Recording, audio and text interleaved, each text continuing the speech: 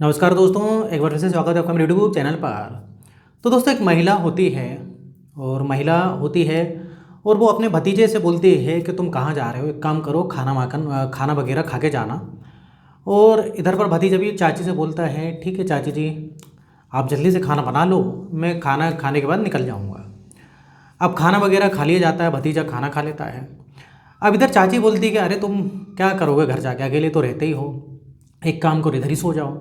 और वैसे भी जो है उस तुम्हारे जो चाचा जी हैं वो तो आज रात में आने भी नहीं वाले। अब भतीजा वो भी बात मान लेता है, भाई भतीजा बहुत आज्ञाकारी था।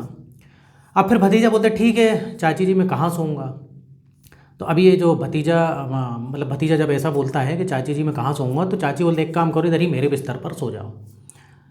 अब दोस्तों, जब इस प्रकार से बातें होती हैं तो भतीजा सही में उसके बिस्तर पर सो जाता है, साथ में चाची भी सो जाती है।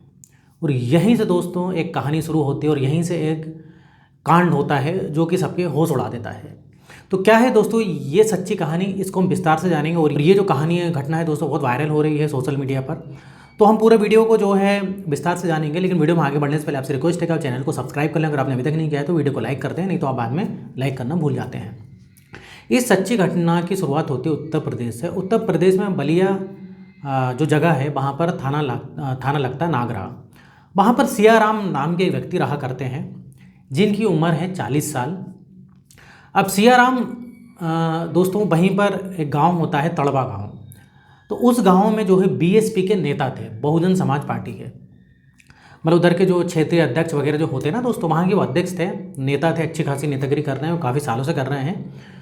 और अब इधर ही ये जो सियाराम है, इनकी जो पत्नी होती है जिसका नाम होता है कंचन भारती, और करीब 10 साल पहले इनकी शादी हुई थी।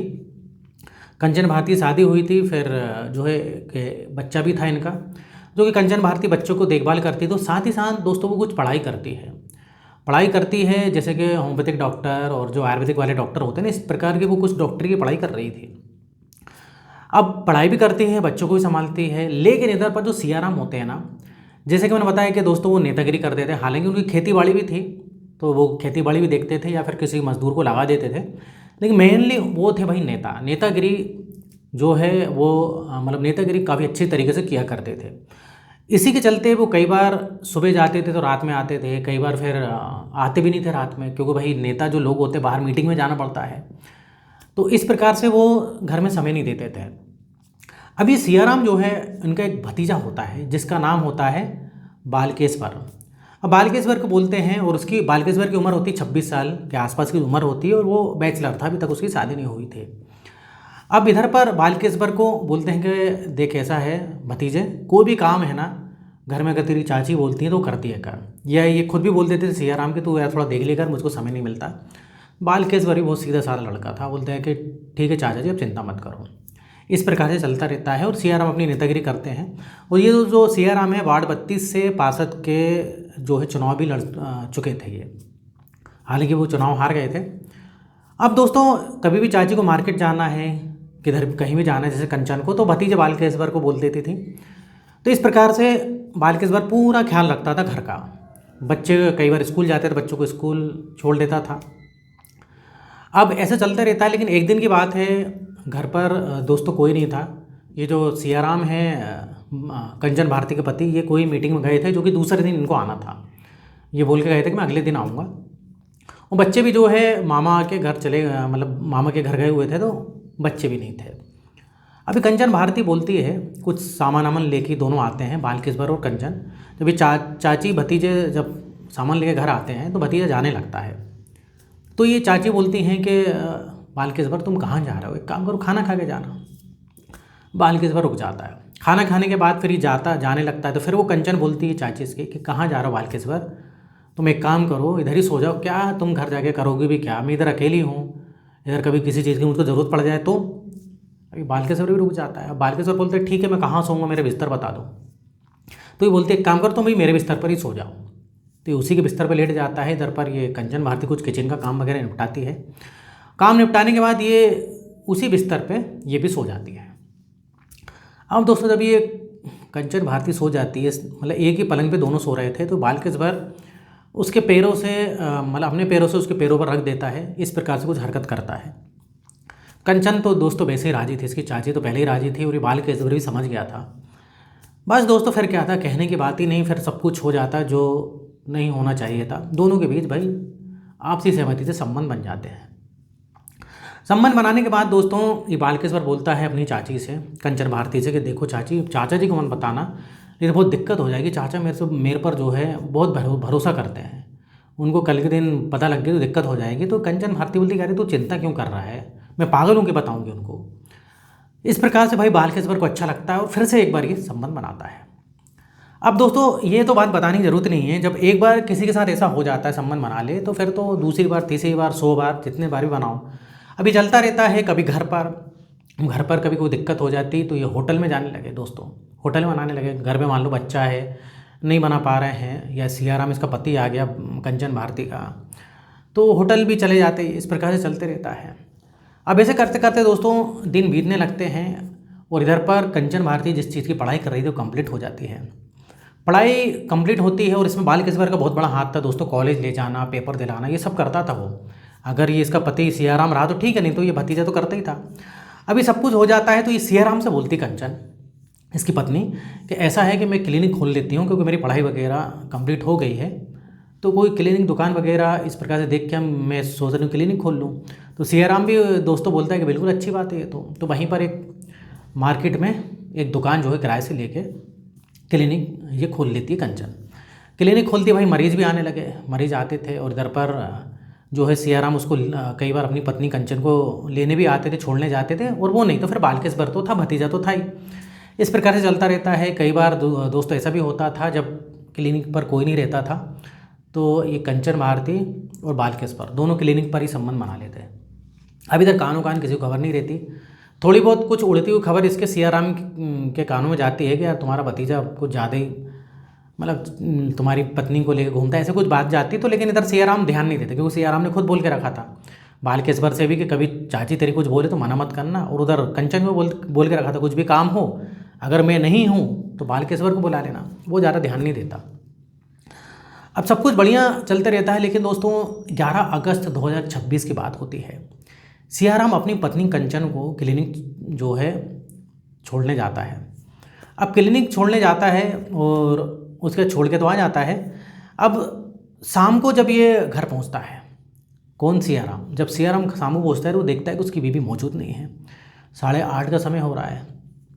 फ़ोन लगाता है तो उधर पता ही नहीं लगता भाई, ये मतलब फ़ोन ही बंद जाता है कंचन का। 9 बज जाते हैं फिर भी फ़ोन बंद।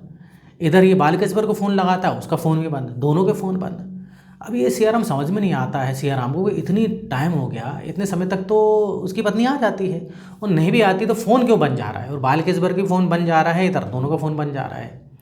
और इसने कुछ बताया भी नहीं कंचन ने कि भाई कोई दिक्कत है, तो वो उसको फ़ोन करते उसके पति सियाराम को। अभी सोचता है चलो देखता हूँ, क्लिनिक जाके ही देखता हूँ। जब क्लिनिक जाता है देखता है कि ऐसे दरवाज़ा जो है लटका हुआ है, मतलब लगा नहीं है। अब जब दरवाज़ा ढकेलता है सियाराम तो वो क्या देखता है, उसकी आंखें जो है भाई फटी के फटी रह जाती हैं। उसकी बीवी जो कंचन है लहूलुहान पड़ी हुई है, उसके दोस्तों सर से काफ़ी खून बह रहा है। तुरंत दोस्तों ये पुलिस को फ़ोन करता है सियाराम, पुलिस तुरंत आती है, पुलिस इसको हॉस्पिटल ले जाती है। लेकिन हॉस्पिटल में डॉक्टर इसको मृत घोषित कर देते हैं, मतलब ये जो कंचन थी मर चुकी थी। इसके बाद भाई सब में दुख का माहौल हो जाता है सब कहीं, और इधर पोस्टमार्टम के लिए भेज दिया जाता है कंचन की लाश को। पोस्टमार्टम की रिपोर्ट में आने में तो समय था दोस्तों, लेकिन इधर पर पुलिस को इतना पता लग जाता है कि इसके सर पर जो है, कंचन के सर पर किसी ने वार करके मारा। डॉक्टर बता देते हैं कि सर पर किसी ने वार किया है जिस कारण खून बहने के कारण कंचन मर गई। अब इधर पर भाई भतीजे को ढूंढा जाता है, उसका मोबाइल बंद। सियाराम ढूंढता है भतीजा कहाँ गायब है, पुलिस भी ढूंढती है।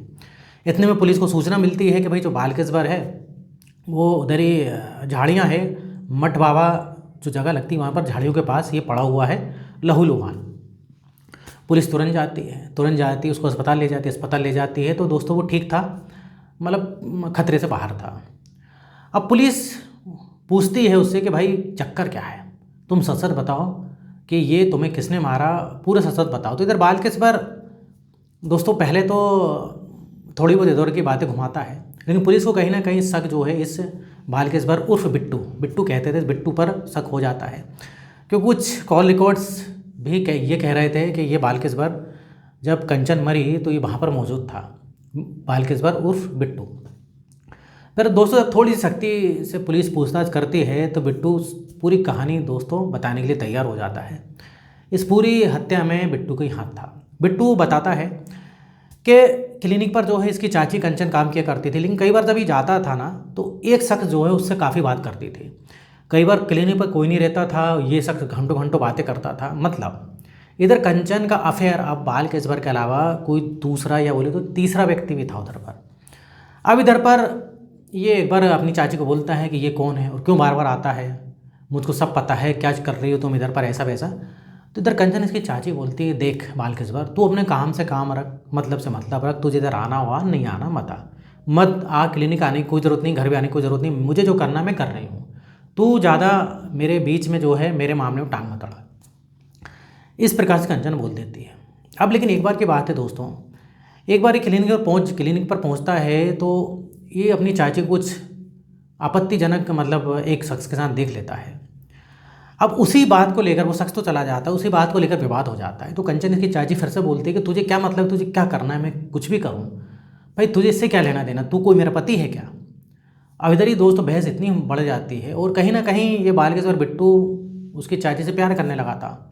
वहीं पर एक लोहे वाली कुछ रॉड जैसी चीज़ पड़ी होती है और वहीं पर तो लड़ाई झगड़ा बढ़ जाता है। उस समय क्लिनिक पर कोई नहीं रहता और ये उसके सर पर मार देता है। जब सर पे मारता है तो दोस्तों वहीं पर वो कंचन इसकी चाची गिर जाती है, लहूलुहान स्थिति में छोड़कर वहाँ से अपनी बाइक उठा के भागता है। अब भागता है तो उसी दौरान दोस्तों इसकी एक पिकअप जो ट्रक वगैरह होता है उससे जो है इसका एक्सीडेंट हो जाता है। एक्सीडेंट होने के बाद वहीं पर ये पास में झाड़ियों में पड़ा रहता है और ये बताने की कोशिश भी करता है कि मेरा एक्सीडेंट हो गया है। तो इस प्रकार से दोस्तों कुछ लोग देख लेते हैं, पहचान जाते हैं कि बिट्टू है और पुलिस को सूचना दे देते हैं कि भाई ये घायल अवस्था में इधर पड़ा है। तो इधर बिट्टू को ऐसा लग रहा था कि भाई ये कुछ एक्सीडेंटल वाला केस लगेगा और इधर कंचन किसने मारा उसको पता नहीं, ये पुलिस को कभी पता नहीं लग पाएगा। तो इस प्रकार से दोस्तों ये पूरी कहानी जो है बिट्टू बताता है। मतलब पूरा हाथ इस बिट्टू का था, बालकेश्वर का। जिसने भी बात सुनी तो सब लोग हैरान रह गए कि भाई पहले तो चाची ने ऐसा किया, उसके बाद फिर भतीजे ने ही चाची की हत्या कर दी। तो इस प्रकार से भी दोस्तों होता है, जब सियाराम ये बात सुनता है भाई उसकी पत्नी के बारे में, भतीजे के बारे में, तो वो भी सोच में पड़ जाता है किस पे भरोसा करूं किस पे नहीं। दोनों उसके अपने थे दोस्तों, उसकी पत्नी भी अपनी थी कंचन और ये भतीजा भी अपना था जो कि उस पर बहुत ज़्यादा भरोसा करता था। अब जो भी है दोस्तों, बिट्टू ने हत्या तो करी, उसको सज़ा होना पक्का है।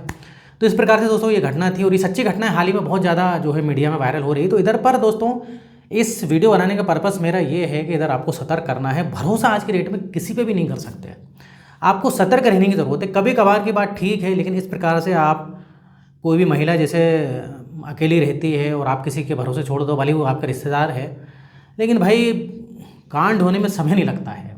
हाँ, ऐसा नहीं है कि सभी लोग बेकार होते हैं, ऐसा नहीं है, अच्छे लोग भी हैं दुनिया में, लेकिन भरोसा तो मतलब दोस्तों ये है कि आज की डेट में किसी पे कर ही नहीं सकते। तो दोस्तों ये थी आज की घटना, ये था वीडियो। इधर वीडियो खत्म होता है और इस टाइप से वीडियो बनाता रहता हूँ मैं। अगर आपने अभी तक चैनल को सब्सक्राइब नहीं किया तो चैनल को सब्सक्राइब करें, वीडियो को लाइक करें। फिर मिलेंगे नेक्स्ट वीडियो में। यहाँ तक वीडियो देखने के लिए, बने रहने के लिए आपका बहुत बहुत धन्यवाद।